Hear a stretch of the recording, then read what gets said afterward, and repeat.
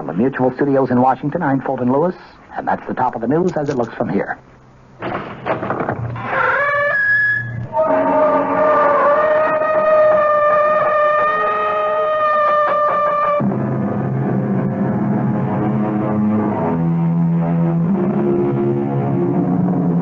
Come in. Welcome. I'm E.G. Marshall. Welcome to the sound of suspense, to the fear you can hear.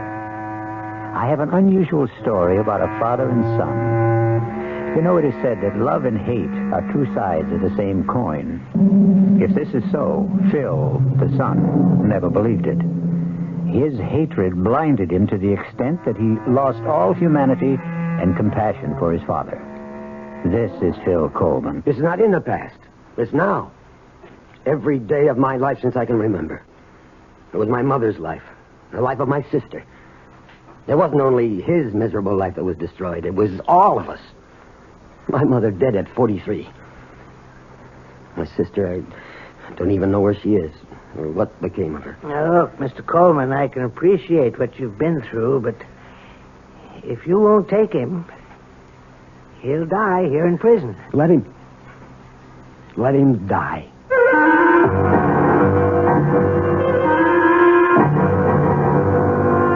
Our mystery drama, Accounts Receivable, was especially written for the Radio Mystery Theater by Sidney Sloan and stars William Prince.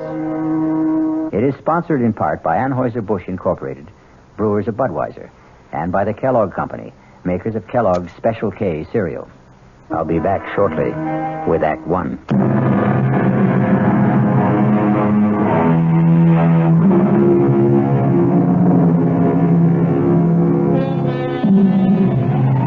Bill Coleman parked his battered pickup truck in the prison compound marked for visitors.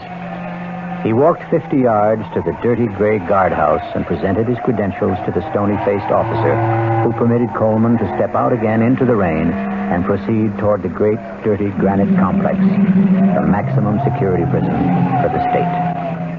Once inside, Coleman was ushered into the office of the chief prison doctor. Mr. Coleman, will you have a chair? I just want to get out the file on your father. I'm sorry I had to come out on such a nasty day. Let me see here. Coleman. Now, Richard. Oh, here we are. I don't really need to look at the file on Rich Coleman. I almost know it by heart. Caught in the police trap after being at large for 12 days after the payroll robbery at the Sphinx Tool and Die Company plant. Both his accomplices, Buddy Mayer and Mickey Montross, killed, running from the police, and their share of the robbery recovered. Only your father held out, denying that he had any part of the money. Please, Doctor. I know the story. Yeah, I suppose you do. Do you think he hid his share somewhere before the police got him? I don't know any more than you do. $106,000. Your father was quite a celebrity all over the papers, TV, radio. Nobody talked of anything else at the time. He was something of a folk hero. Gunman? Bank robber? A folk hero? Now, look, Mr. Coleman, the reason I asked you to come is that I couldn't write what I wanted to say. I discussed the matter with the warden, and he approved of my plan. He will cooperate, and with his help, it won't be too difficult to obtain a parole. Parole? He's coming out? He's had a serious heart attack. It's his third. Now, the parole can be arranged for humane reasons, etc. There's only one catch. The warden will go along with this if you will assume responsibility. No. He's a sick old man. No. What if you won't take him? He'll die here. Let him die. How long is it since you've seen him? I went to his trial. I took my mother. Over 9 years ago. You haven't seen him or written to him since? Well, he wrote to me when he was informed that my mother died. I didn't answer. He sent birthday cards to Harry, my son. I want you to do something for me. I want you to see him. No. No, I couldn't. I want you to do it for me. I won't ask anything else of you. Won't take long, Mr. Coleman.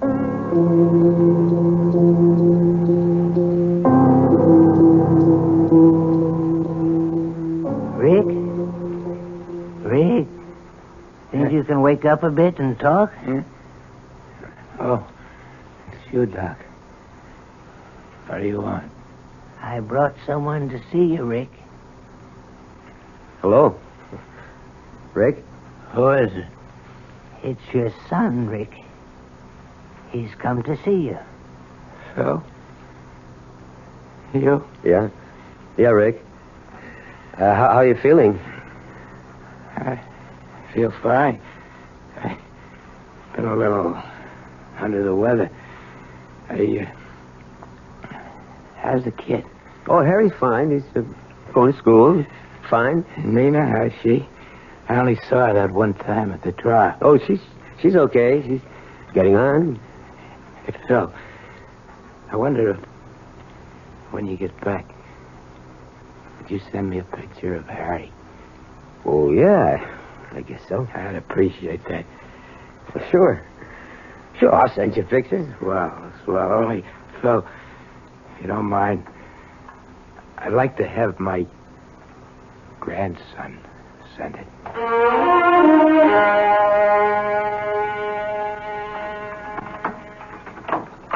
Phil, is that you? Yeah, Nina. Come on out in the kitchen. I'm fixing dinner. Yeah, smells good. One of your favorites. I thought I'd make you feel better with a good meal in you after a day of driving in the rain. Is it still raining? Oh, it stopped about an hour ago. Just about when I got to Glens Falls. That's good. We had enough rain. Yeah. Harry home? In his room doing his homework. But was that radio going? He says he concentrates better. Ames call? Yeah, twice. About 30 minutes ago. He seemed angry. That's too damn bad. I wish you and him got along. It'd make it so much easier. But he never does his share of the work at this station. If he has to go out and pump a tank of gas, you'd think the world was coming to an end. He hardly gets his hands dirty. Now, you knew he didn't know anything about the gas station business, Phil. Okay, I needed his money, but I can't carry him on my back. I gotta buy him out. Well, ain't you gonna ask me? I know you'll get around to it in your own time. I saw him. Talked to him. How is he? Hardly recognize him. Gotten so old. I don't think he knew me at first. He's been sick. Heart. Doc said it was his third, a bad one. Is that why they wanted you to come see him? Partly. They had something else up their sleeve. They're going to let him out. Out? Well, I thought he was in for life. That's right. 4-time loser, they call it. According to the state laws, that's life. But because of his health, the doc called it humane reasons or something, they'll parole him. And they have to get your approval, huh? That why they made you come? Something like that. They want me to be responsible for him. What? Want me to take him in, take care of him. Well, maybe he wouldn't want that, Phil. He's got nothing to say about it. It's either that or die in prison. Oh, Phil. I told him. No, I wouldn't have him. Now, Phil, you know you're going to take him in. No, I'll never have him in my house. Let that jailbird die where he belongs. Let him die in prison.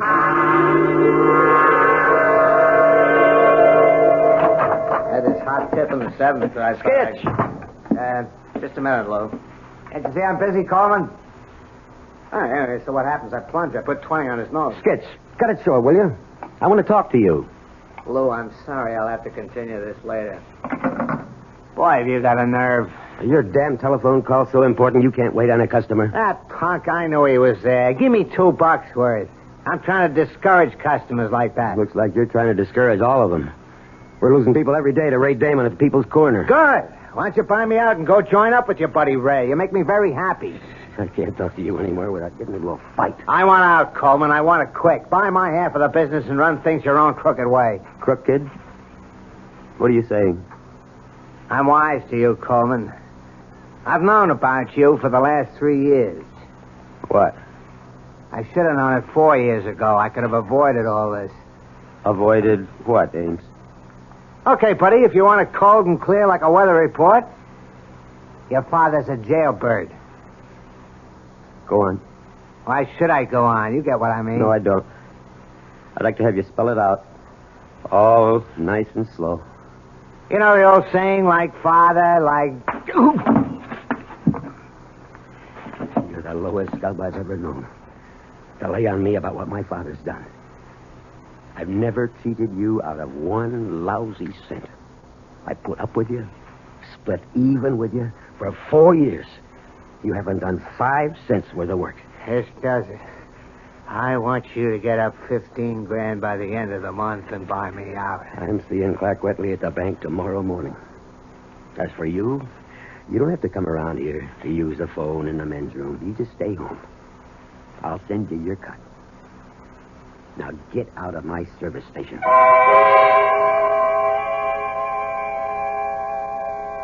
Hello, Mr. Wetley. I want you to excuse me for calling you at home after business hours. Well, you see, I can't make it down to the bank during the day. I've been trying for over a week. I'm kind of short-handed. Who, Ames? Oh, well, that's why I'm calling you. I want to buy him out. You see, it's a good business for one owner, but when you divide it in two... What I'm trying to say is I'm going to need a big loan from the bank. 15. Yeah, that's what he wants for his share. Well, he won't take less than that. Yeah, I know it's tough trying to do this over the phone. Maybe tomorrow morning. Oh, thanks. I appreciate that. Well, how'd he sound? Oh, I don't know. Well, that's a lot I'm asking for. Phil, suppose you can't get the money. What can Ames do? He called me on the phone at the station today. He says he's talking to his lawyer. And if I can't make it, he says he can force a sale of the property and a division of the proceeds. You know what that would amount to after we paid off the $5 grand loan to the bank and legal fees? Maybe $6,000 each. 5,000. Out of work. How long would it last? Nina, I'm desperate. I never felt so boxed in my life. I got only 10 more days till the end of the month. Oh, darling, don't worry. We'll manage. I'll get that. Yes. Yes, this is the Coleman residence. Well, yes, he's home, but I don't know... Who is it, Nina? Pardon me a minute. Phil, it's that doctor. The doctor from the prison? What do I need this for? At this time. I know what he wants, and he knows how I feel. Tell him to... No, give me that phone. Look, Doctor, why can't you leave me alone? You know, I don't want him now or ever. That's final. Goodbye. I can remember wanting a father so much it had hurt. I'd cry at night in my bed, and I'm quiet so my mother wouldn't hear. I'd pray. Please, God, let me have him around for a week, huh? A whole day. An hour. That's when I really believed in a God. I swore that if I ever had a kid, I'd love him, take care of him. Clean and honest like his father. I've never taken a cent that didn't belong to me, Nina. I know that, dear, and I love you for it. You're a good man. That wasn't the first time the doctor has called, was it? No, he's called at least 5 times in the last few days. Call him. Tell him that the old man can come. Oh, Phil. I don't know how we're going to manage. And so Phil Coleman yields to the pressure around him to accept his father into his home. The barrier of hate he has built up, however, will not dissolve. We'll return shortly with Act 2.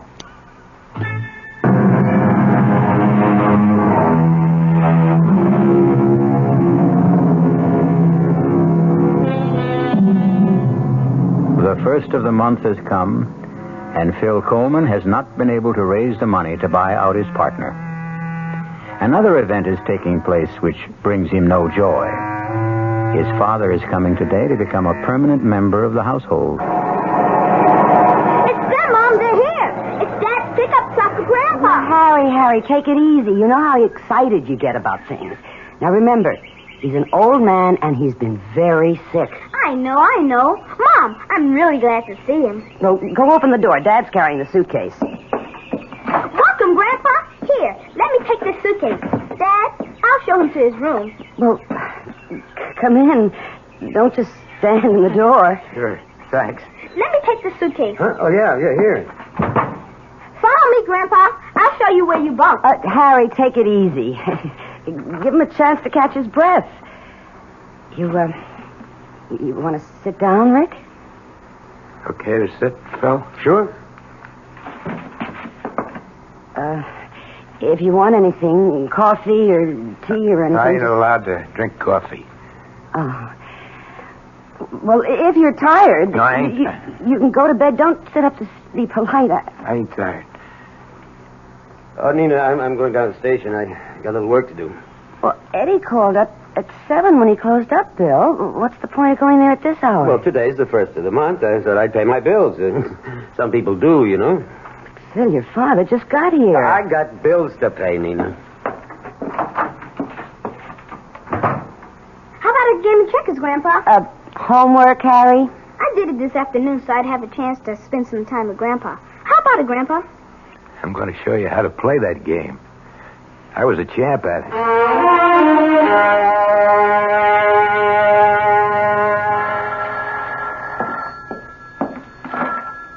Coleman Service Station. Oh, Mr. Wetley. Yeah, I called the bank earlier, but they said you was busy. Yeah. Well, it's getting kind of urgent. You see, I told Ames I'd be able to settle matters with him around the first of the month. It's the 11th already. He calls me every day. Mr. Wetley, I'm desperate. I gotta get that loan. What? Well, when can you let me know? Well, couldn't you make it sooner? Okay, Mr. Wetley. I know you're doing your best for me. Pardon me, Mr. Wetley. Someone wants gas.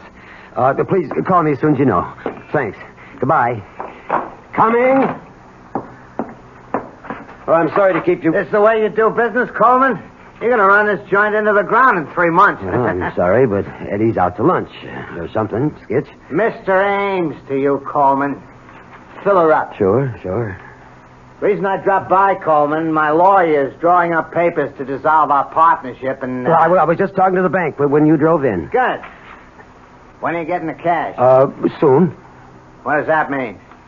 Either you're going to get it or you ain't. Don't try stalling me with soon. You said you'd have it before the end of last month. You know what the date is today? I'm doing my best. It ain't good enough. Give me a little time. But you'll get your 15 grand. I'll give you another week. Thanks, Ames. You know why I think you're going to be able to come up with the money? Your old man is living with you now. What the hell are you driving at? Everybody knows he's got over 100,000 stashed away from that job he did about 10 years ago. You fat pig!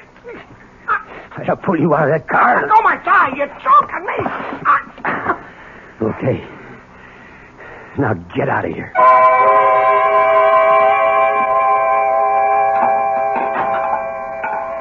Coach says I'm an athlete for basketball, Dad. All I need is practice. Yeah, good.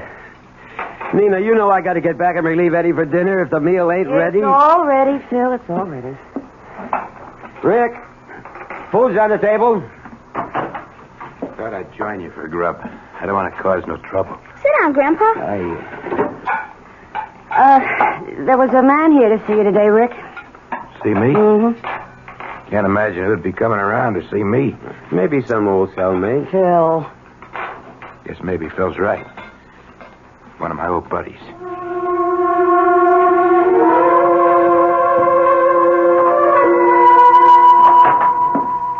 Yes, sir. What can I do for you? Mr. Coleman. Yeah. Sorry to bother you during business hours, but seemed like the best time to talk to you alone. Oh, my card. Herbert, McCauley, Crandler, Nepping. International Insurance. I'm an insurance detective. Let me explain. When a big job is pulled, maybe 100, 200 grand, even bigger, the insurance companies have to fork over the money to the people who have insurance to cover such things. The money that isn't recovered, that is. You get me? Yeah. But what you don't know is the insurance companies never give up. They'll follow a man right into his grave to get back the stolen cash. Take your father's case, for example. I don't want to go into it. I know all about it. It might be worth your while to talk to me. 10% of $106,000 is a lot of green. 106,000 was your father's cut of the heist. And that's the amount still missing from the Sphinx Tool and Die Company hold-up 10 years ago. But on trial, he said he never got his share, that his buddies cheated him. Ah, bunk. The jury didn't believe him then, and I don't believe him now. He's got it. But he'll never be able to spend a buck of it. We've been after him for 10 years already, and that ain't nothing. We kept after a guy for 20 years and finally got the money back. Happened before I got in the company. They caught the guy digging up a big glass bottle stuffed with moldy old bills. And here's the laugh. The bills were the big old size, printed before they changed over to the small ones. He couldn't have spent the money. It was out of date. Yeah, I'm a busy man, Mr. Yeah, Macaulay. I was over to your house yesterday to talk to Rick, but I figured it'd be better talking to you. Oh, so that was you. Look, I'm short-handed here. You're keeping me I guess you didn't hear what I said a moment ago. You could get 10% of 106 grand just for helping me get the money back from your father.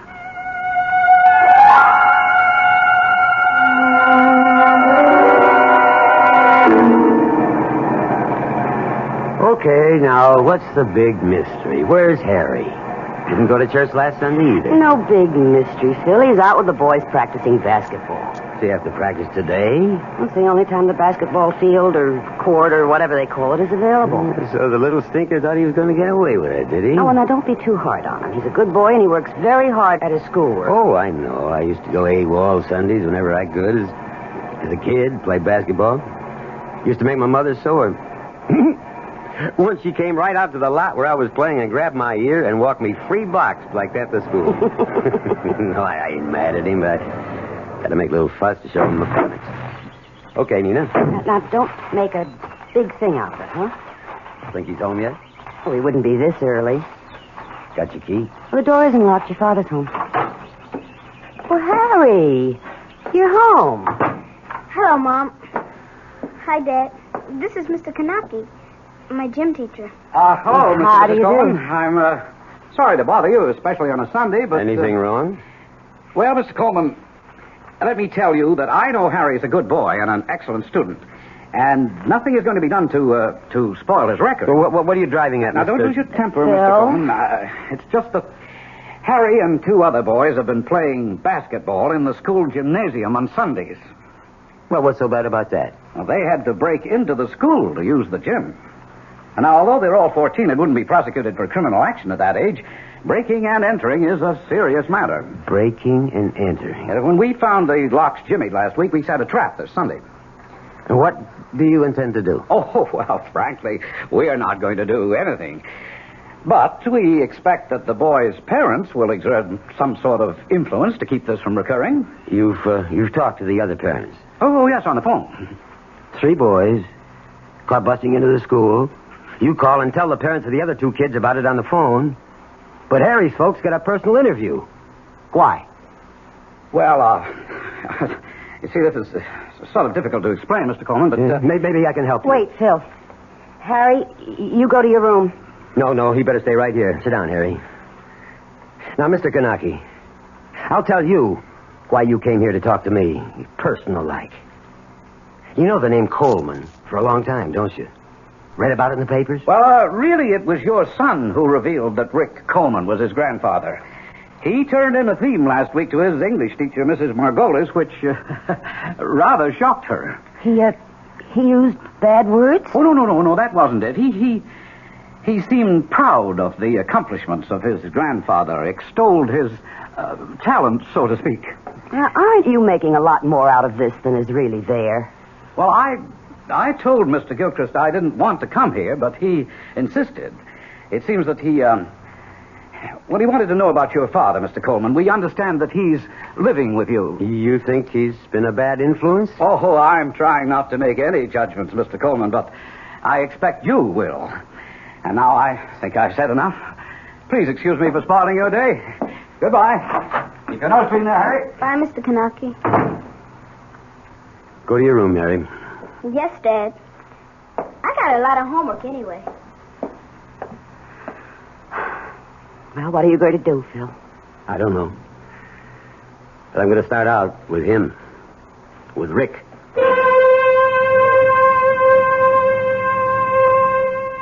In Phil's mind, his father's influence was spreading like some evil disease. Now even young Harry was infected. But what he neglected to notice was the change in his own character. We'll be back shortly with Act 3.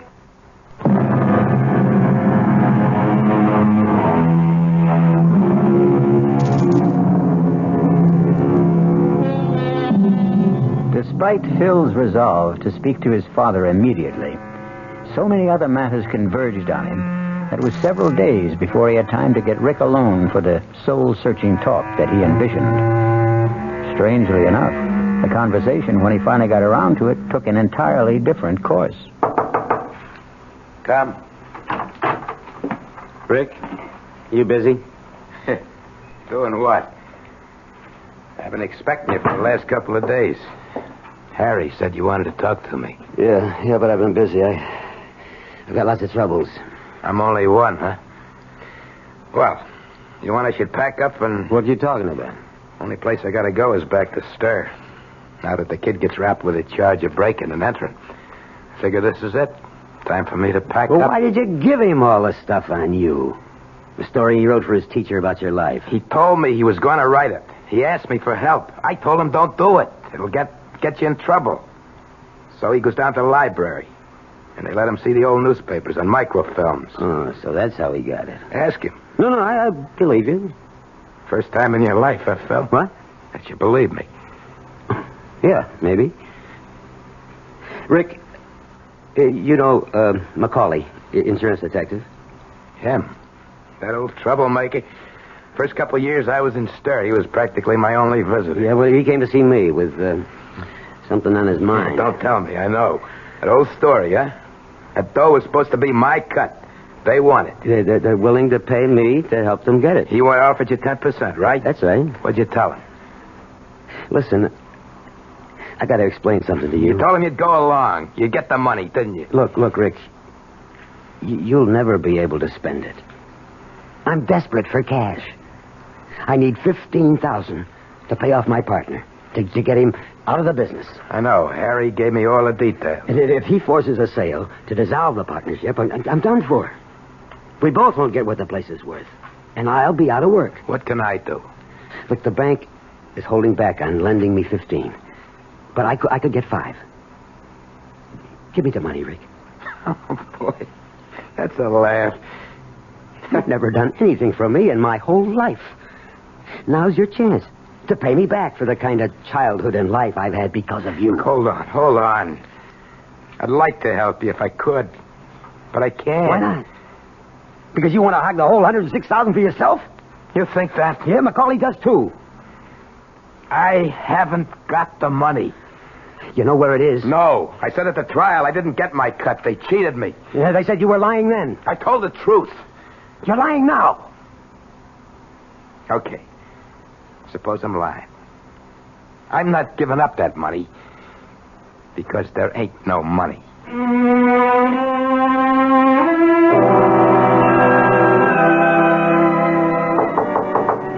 Yeah? Busy? Dad? Come on in.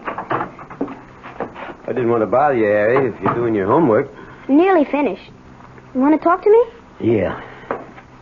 Yeah, Mom's in the kitchen doing the dishes. I thought this would be the best time to talk to you alone. If it's about that trouble.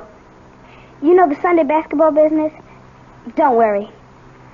I had a long talk with Mr. Gilchrist, and he's going to forget the whole matter. Also, in spite of the fact that Mrs. Margolis didn't like the subject matter of the theme. She gave me an A- for effort in research. Yeah? Yeah, that's good. I won't make stupid mistakes like that again, Dad. You can bet on it. Yeah. Look, what about Rick? What do you mean? Well, where does he go when he goes out? He hardly ever goes out. He sits around in his room most of the time. I asked him about it. You know something? He's been locked up for so long in a jail cell that he isn't used to having any freedom. He told me he doesn't feel safe outside. How do you like that? But when he does go out, where does he go? Once a month. He has to report to his parole officer. The office is over on Dean Street. I walked over there with him once. He wanted my company. Well, any other time? I mean, does he go out maybe when you're in school or nobody's home? You slip out, kind of secret-like? Why would he do that, Dad? Well, I'm just asking. You know, I'm responsible for him. I know, but you don't have to worry about Grandpa. He told me he doesn't want any more trouble in his life. He's a sick old man. Yeah. You're right. One thing, it's bothered him when he sort of let it slip out one time when we were talking. It bothered me, too. What was that? About the money? What money? Oh, you mean the money they think it's hidden? He doesn't have the money. He never had it. Yeah, that's what he told me. You don't believe him? Well, let's forget I ever brought it up, huh? If Rick convinced you, that's all that counts. That's what I was trying to tell you. That bothers him. You and Mom, you both call him Rick. Yeah? He's your father. Couldn't you... What do you want me to call him? Daddy? No, not that way. But just once, be nice to him. Make him feel like he belongs. Rick never done anything in his life for me.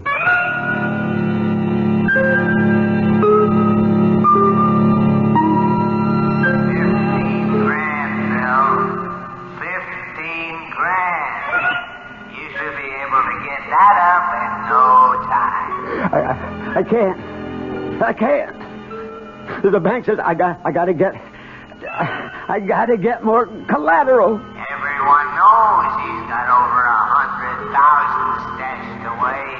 I wouldn't touch that. I wouldn't touch. 10% of 106,000. I'll keep my mouth shut.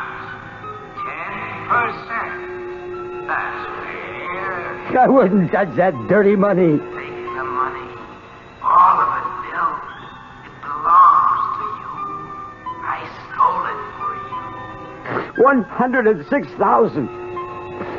Rick earned the money. Phil, wake 10 up. years. Nearly 10 years. Phil, darling, you're having a bad dream. It's my money. Phil. It belongs to me. Darling, please, wake up. No, it's my money, all of it. Phil, open your eyes. You were having a bad dream. I could hardly wake you. Oh. Are you all right? Oh, yeah, I'm all right. Do you want a glass of water or something? No, I'm okay now. You were dreaming about that money, weren't you? You kept saying something about 106,000. And then you said, it's mine, it belongs to me. Oh, that's just a dream, forget it. I'm getting up. Phil, it's 1 o'clock in the morning. You've only been asleep 2 hours. I'm getting up. Mind if I switch on the light? No. I'm going out, Nina. Out? At this hour? When will you be back? Later. I don't know.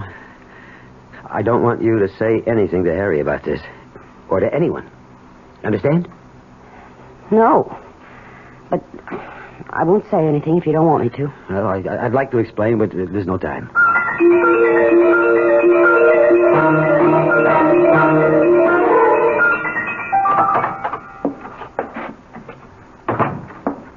Rick? Wake up. Yeah? Who is It's me, Rick. Get up. What's the I'll matter? turn the light on. What's going on? Get your clothes on, Rick. What time is it? It's the middle of the night. Get your clothes on. Yeah, sure, Phil. Sure, if you say so. Come on, hurry up. Get dressed. Sure. But I don't get it. But I do. What? What you owe me.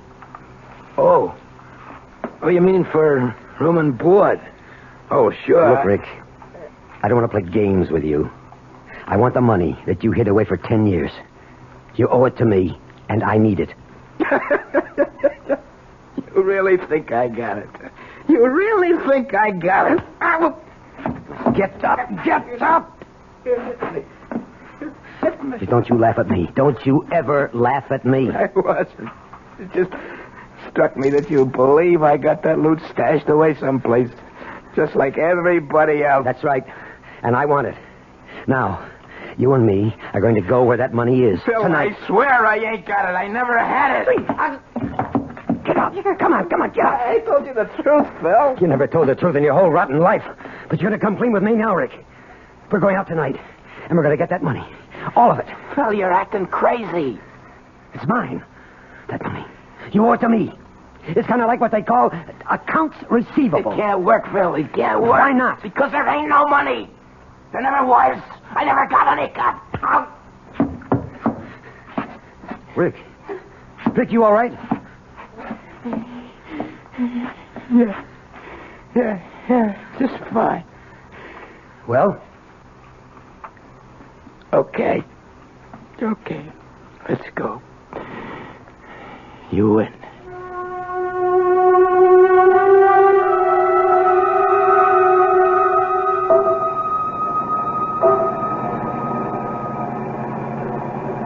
How much farther? We've been out nearly an hour. Keep going. It's near Plainfield. I'll tell you when.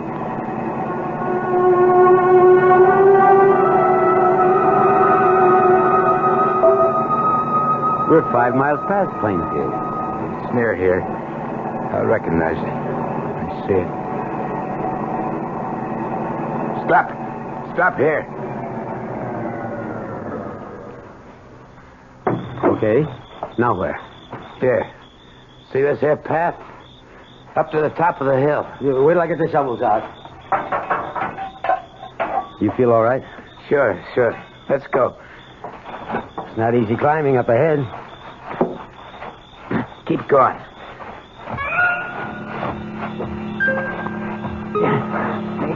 Keep going.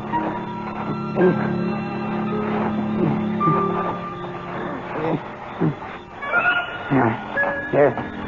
This is it. Here, start digging.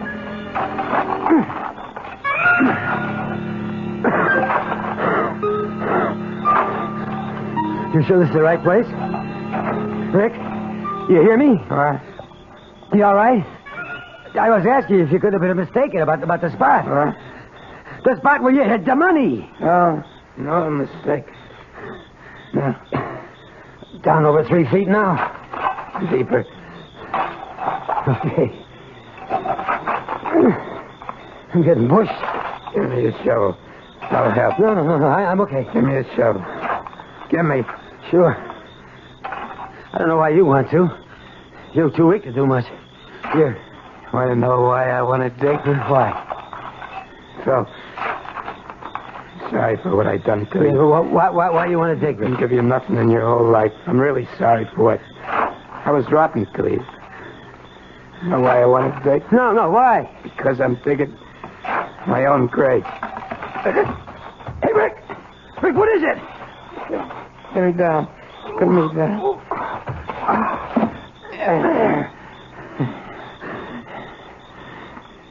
There ain't no money, Phil. Not a damn cent. No dough. I was telling the truth once in my life, and nobody believed me. Okay. I believe you. No, take it easy. You're going to be okay. No, never. No, why'd you want to go through with this whole digging business if you knew it wasn't there? I wanted to show you what wanting money can do even to an honest Joe like you. Now maybe you can understand the kind of mug your father was. Oh, Rick. Rick, listen. Everything's going to be all right between us from now on. Sure. Only one thing. Yeah? Call me something besides Rick. Yeah. Yeah, I've been wanting to. I've been wanting to.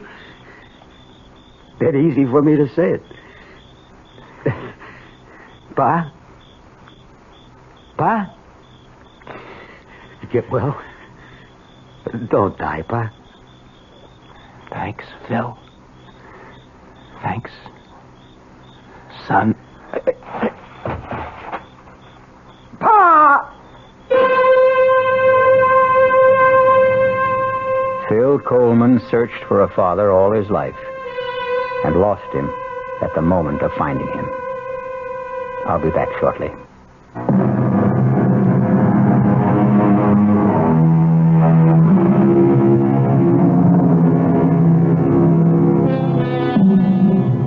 The other side of the coin was revealed to Phil too late. But in his heart was a new understanding of his father, of his son, and the meaning of love. Our cast included William Prince, Joseph Julian, Ralph Carter, Joan Lovejoy, Robert Dryden, and Ian Martin. The entire production was under the direction of Hyman Brown. Now, a preview of our next tale. I said, who are you? Tell me. Spencer. What are you doing here? Now, look, darling, if this is Oh, no. What am I doing if here? this is a joke, it's not in the best of taste. I'm afraid I don't know where I am. Or who you are. Where are you going? Home. This is your home, Spencer. Please, don't be alarmed, please. I hope I haven't frightened you. I'll leave this minute. You mean that after 23 years of marriage, you look at your wife one morning and you don't know who she is? This is E.G. Marshall inviting you to return to our Mystery Theater for another adventure in the macabre. Until next time, pleasant dreams.